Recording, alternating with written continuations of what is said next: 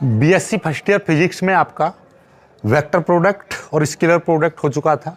तो नेक्स्ट आज की ये वीडियो छठी वीडियो है, यानी कि उसका पार्ट 6 है। और आज हम स्केलर प्रोडक्ट और वेक्टर प्रोडक्ट यानी कि वेक्टरों की अदिश गुणन और सदिश गुणन पर आधारित कुछ न्यूमेरिकल्स कराएंगे, यानी कुछ क्वेश्चंस हैं जो वेरी इंपॉर्टेंट हैं। तो इस क्वेश्चन को आप इंपॉर्टेंट कर लीजिएगा। और बहुत ही प्यारा क्वेश्चन है, देखने में बहुत अजीब लगता है लेकिन है बहुत छोटा प्रश्न। देखिएगा क्या है, क्वेश्चन कह रहा है the vector A makes equal angle with the coordinate axis, यानी कि जो ए वेक्टर है कोऑर्डिनेट एक्सिस के साथ में बराबर एंगल बनाता है, यानी बराबर कोण अंतरित करता है। इट्स मैग्नीट्यूड इज √3 यूनिट, यानी कि इसका जो परिमाण है वो √3 है। ऑब्टेन इट्स कार्टेशियन कंपोनेंट, यानी कि इसके कार्टेशियन कंपोनेंट्स आपको फाइंड आउट करने हैं। राइट, तो ये क्वेश्चन है आपका। तो क्वेश्चन में दो चीजें आपको दे रखी हैं। क्या दे रखा है?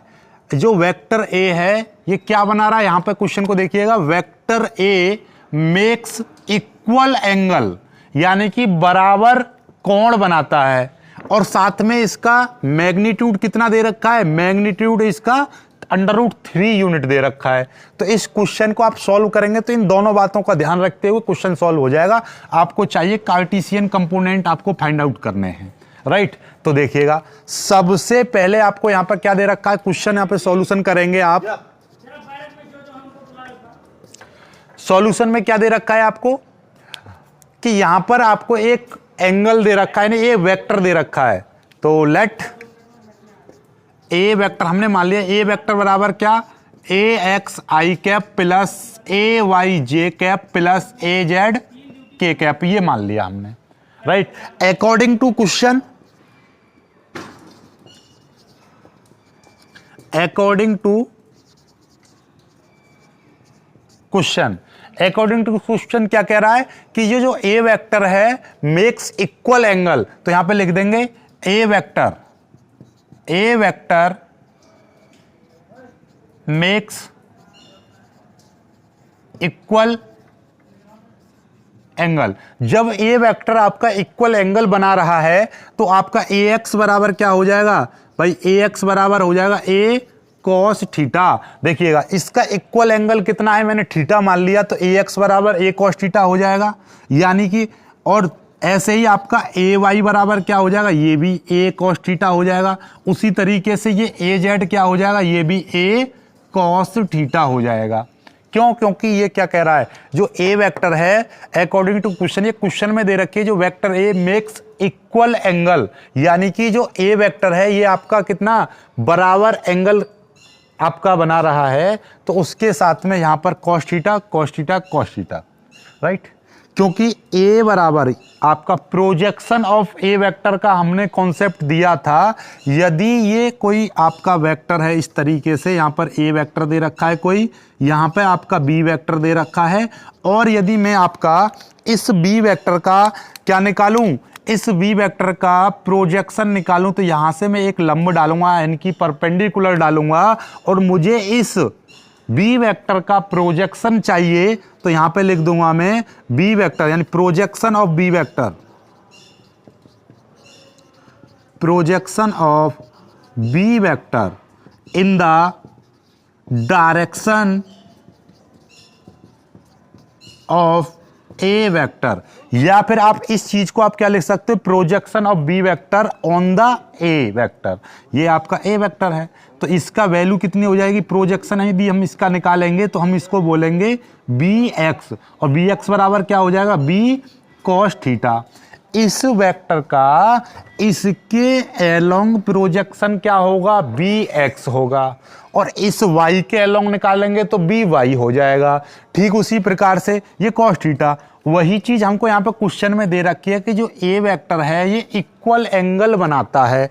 जब इक्वल एंगल बना रहा है तो इसका प्रोजेक्शन कितना हो जाएगा? B cos theta B vector का, और ए वेक्टर का क्या हो जाएगा? A cos थीटा हो जाएगा। और हमारे पास क्या होते हैं? AX AY AZ तीन दे रखे हैं, तो तीन कंपोनेंट्स हैं, तो तीन कंपोनेंट्स में यदि हम उसका प्रोजेक्शन निकालेंगे तो कितना हो जाएगा? A cos theta A cos theta A cos theta.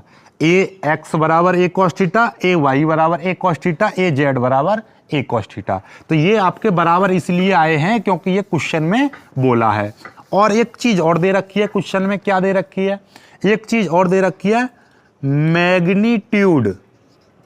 Magnitude of A vector.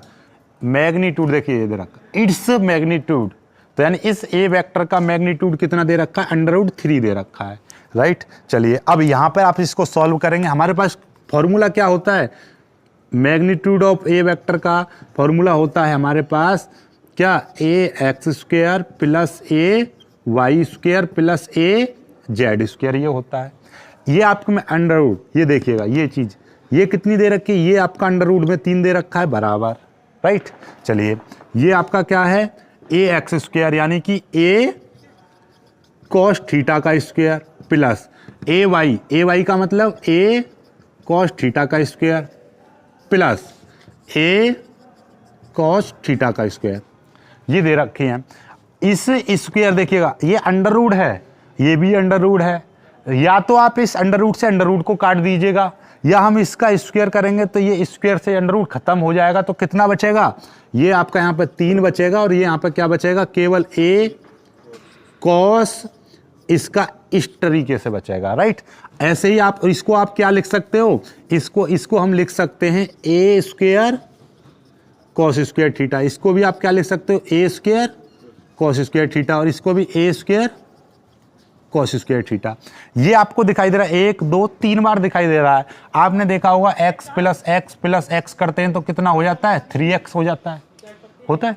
तो वही चीज यहाँ पे सेम दे रखी है, जब 3 सेम चीजों को जोड़ेंगे तो 3 गुना हो जाएगा, तो उसी तरीके से ये कितना हो जाएगा, ये हो जाएगा आपका 3a² cos² थीटा हो जाएगा, ओके।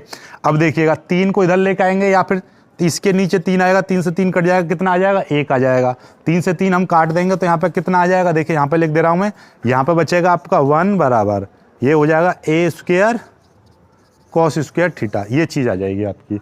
या आप यहाँ से 1 बराबर, इसको कितना लिख सकते हो आप, इसको लिख दोगे आप a cos थीटा का होल स्क्वायर भी लिख सकते हो, ये इधर आ जाएगा तो 1 यानी अंडर रूट में 1 आ जाएगा, और ये आ जाएगा a cos थीटा, यानी कि a cos थीटा बराबर कितना आ जाएगा, 1 आ जाएगा, राइट। तो ये वैल्यू आपकी फाइंड आउट हो गई। चलिए यहाँ से आपका फाइंड आउट हो चुका है। नेक्स्ट आपको यहाँ से क्या करना है, देखिएगा ये आपका दिखाई दे, हमें क्या चाहिए था, ax चाहिए था, तो ax बराबर क्या है, a cos थीटा है, तो इसकी वैल्यू कितनी आ गई, 1। यहाँ पर आप चाहो तो ये जो 1 दे रखा है इसके नीचे +-1 भी लगा सकते हो, क्यों, अंडर रूट में कोई चीज होती है तो उसके बाहर निकालेंगे तो क्या हो जाएगा, +-1 हो जाएगा। जब +-1 है तो आप यहाँ पे क्या लिख सकते हो, +-1। ऐसे ही ay बराबर a cos थीटा, इसकी भी वैल्यू +-1। ऐसे ही az बराबर आपका +-1, ये भी आपका +-1, ये भी आपका +-1, ये भी आपका +-1, राइट। तो ये चीज हो चुकी है, इसका आप स्क्रीनशॉट ले लीजिएगा। नेक्स्ट हम कराते हैं अगला क्वेश्चन, राइट। चलिए जल्दी से स्क्रीनशॉट ले लीजिए। करते हैं हम सेकंड क्वेश्चन को। सेकंड क्वेश्चन क्या है, determine a unit vector perpendicular a plane A vector is equal to 2i minus 6j minus 3k and B vector is equal to 4i plus 3j minus k। ये question है आपका, इसको आप very important कर लीजिएगा। हमेशा याद रखना, एक परपेंडिकुलर एक सिद्ध करवाएगा, prove that A vector and B vector is perpendicular. एक क्वेश्चन ये है, ए यूनिट वेक्टर यानी फाइंड करवाएगा आपसे, find the unit vector perpendicular a plane to B plane. इस तरीके से आपको क्वेश्चन दिया होगा, राइट। तो इसमें क्वेश्चन उसी तरह से दे रखा है। आपका क्वेश्चन क्या कह रहा है, डिटरमाइन ए यूनिट वेक्टर। इसमें क्या करा रहा है, इसमें फाइंड आउट करा रहा है, आपको यूनिट वेक्टर फाइंड आउट कराना है। किस चीज से, perpendicular to plane A vector and B vector. बस इसका आपको फॉर्मूला पता होना चाहिए, फॉर्मूला बेस्ड सवाल है ये। तो क्या है, unit vector perpendicular A vector to B vector. तो इसका फॉर्मूला क्या होता है, यहां पे लिखेंगे हम, एक फॉर्मूला होता है इसका, सिंपली याद कर लेना आपका, यूनिट वेक्टर परपेंडिकुलर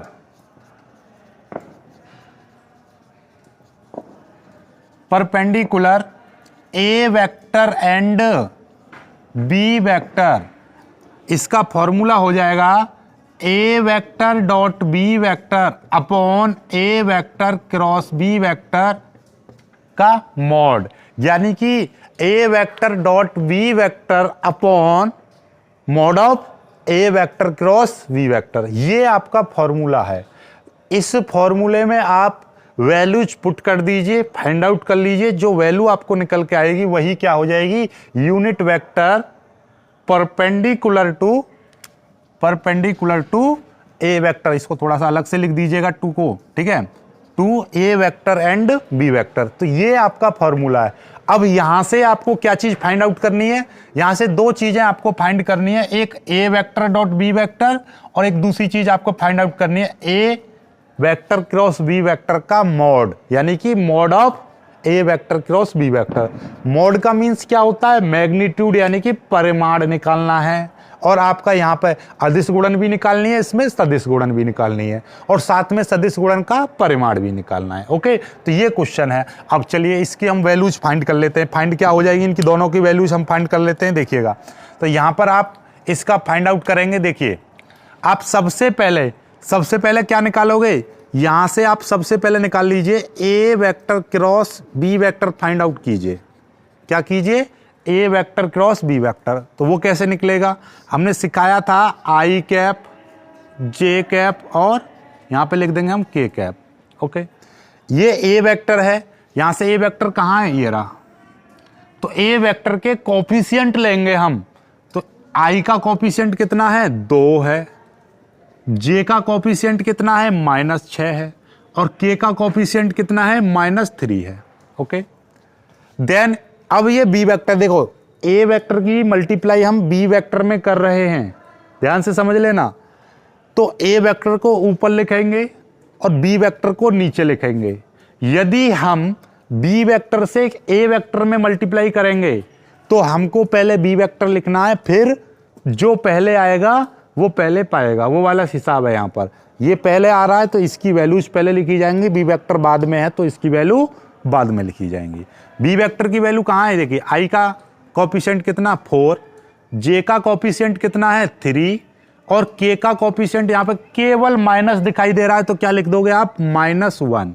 ओके, चलिए यहां से अब आप इसको सॉल्व कीजिएगा।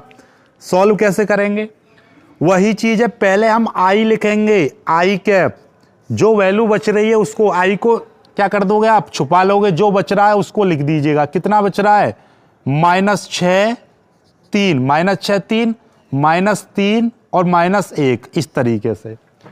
अब जे की बारी आएगी। जे हमेशा याद रखना है आई फिर जे और फिर के, लेकिन जे में हमेशा माइनस लगाना है। माइनस क्यों लगाना है ये हम आपको बता देंगे। ये आपका साइन वाला लेंगे हम, साइन सिस्टम में क्या होता है, plus minus plus, minus plus minus, plus minus plus, इस तरीके से लेते हैं हम। तो हमारा या तो इसमें लीजिए या इसमें लीजिए या इसमें लीजिए। तो हम ये पहले वाला, हम इस चीज से खोल रहे हैं हम इस साइडिक को, तो हम क्या लेंगे,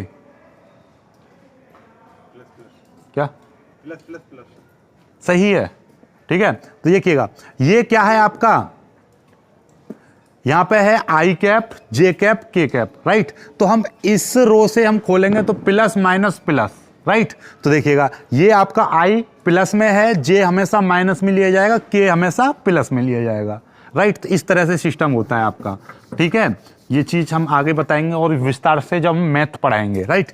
चलिएगा यहां पर आपका क्या आ गया, अब ये जे से हम खोल रहे हैं तो हम जे को छुपा लेंगे तो क्या दिखाई देगा, 2 4 -3 -1। तो यहां पे लिख दोगे आप 2 4 -3 -1, ये आ गया। फिर इसके बाद में आप प्लस के कैप लोगे, के को छुपा लोगे तो क्या दिखाई देगा, 2 4 -6। देखिए इसको छुपा लो तो क्या दिखाई दे रहा है, 2 4 -6 और 3, 2 4 -6 और आपका 3, ये। ओके, चलिए अब इसको सॉल्व करना है आपको। कैसे करोगे, 6 1 6 प्लस का 6 हो जाएगा, ये माइनस 3 3 9। देखो जरा 3 की मल्टीप्लाई -3 में करोगे तो माइनस का 9 आएगा, एक माइनस पहले से है तो यहाँ पे हो जाएगा प्लस का 9। माइनस का जे, 2 1 2, 2 की मल्टीप्लाई -2 -1 में करोगे तो कितना आएगा, -2 आएगा। एक फॉर्मूले में माइनस होता है। अब 2 4 की मल्टीप्लाई इसमें करोगे, 4 तिया 12, -12 आएगा।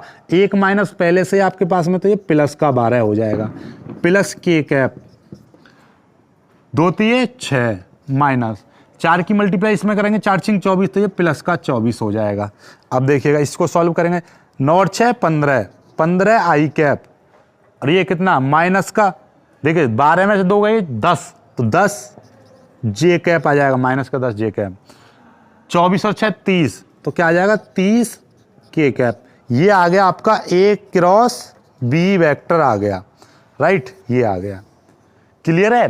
देखिए हमको इसमें क्या फाइंड आउट करना था, हमको इसमें फाइंड आउट करना था determine a unit vector perpendicular plane A vector to B vector. Okay, चलिए तो इसका फॉर्मूला क्या होता है, देखिएगा ये फॉर्मूला होता है इसका unit vector perpendicular A vector to B vector. ध्यान से समझिएगा, यूनिट वेक्टर का हम परपेंडिकुलर निकालेंगे तो उसका फॉर्मूला क्या होता है, A vector cross B vector upon mod of A vector cross B vector. ये है फॉर्मूला इसका।